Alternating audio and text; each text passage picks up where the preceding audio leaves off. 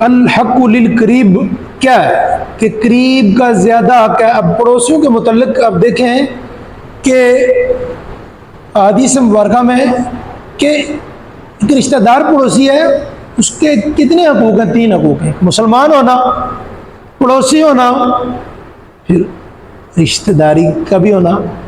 تو ایک عام مسلمان کے 2 حقوق ہیں، مسلمان بھی ہونا اور پڑوسی بھی ہونا، اور غیر مسلم کو بھی حقوق ہے کہ یہ ہمارا پڑوسی ہے۔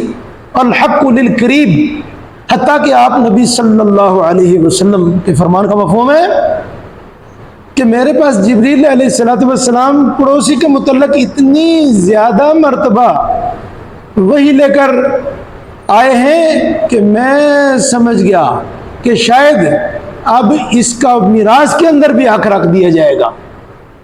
یعنی پڑوسیوں کے اتنے زیادہ حقوق ہیں۔ مثال کے طور پر آپ دیکھیں کہ کوئی پڑوسی ہے، کسی وقت ایک تو ہمیں بتایا کہ آپ نے اتنا اونچا گھر نہ بنائیں کہ اس کی ہوا رک جائے، روشنی رک جائے، وہ اپنی جگہ ہے۔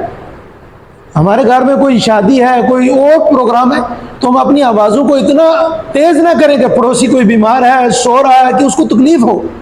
اپنے ہمارے اگر گھروں کے اوپر کوئی پرنالے لگے ہوئے ہیں تو ہم اپنے پرنالوں کو ایسے طریقے سے انڈر گراؤنڈ کریں تاکہ آنے جانے والوں کو تکلیف نہ ہو کہ اوپر سے بارش کا پانی، ہمارے چھت کا پانی سیدھا گلی کے اندر آ کے ان کے کپڑے خراب کر دے، نمازیں تباہ ہو، تو یہ آپ ان کی اڑوس پڑوس کی حق تلفی میں شامل ہوگا۔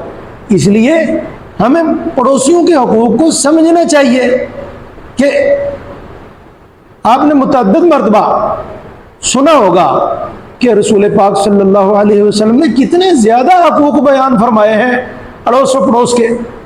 تو لہذا ہمیں پڑوسیوں کے حقوق ادا کرنے چاہیے، خود اچھا بننا چاہیے، خود اچھا بن کر اپنے کردار سے واضح کرنا چاہیے۔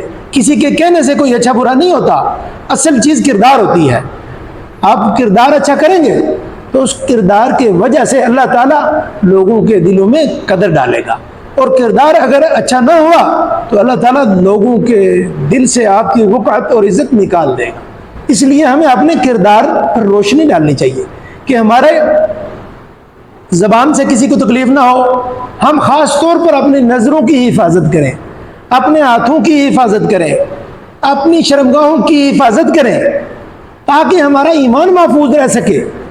تو جس وقت ہمارا ایمان محفوظ ہوگا تو ہم انشاءاللہ سوچ سمجھ کر ہر بات، زبان کو پھر درست طریقے سے استعمال کریں گے، نظروں کو درست طریقے سے استعمال کریں گے، اس دماغ کے اندر پازیٹیو سوچ رکھیں گے، درست سوچ رکھیں گے، ہر آدمی کے متعلق اچھے جذبات ہوں گے، اچھی سوچ ہوگی، پھر اسی کی بنیاد پر اللہ تعالیٰ ہمارا راستہ بھی اچھا اور آسان فرما دے۔ اللہ تعالیٰ ہمیں تمام لوگوں کے حقوق ادا کرنے کی توفیق عطا فرمائے۔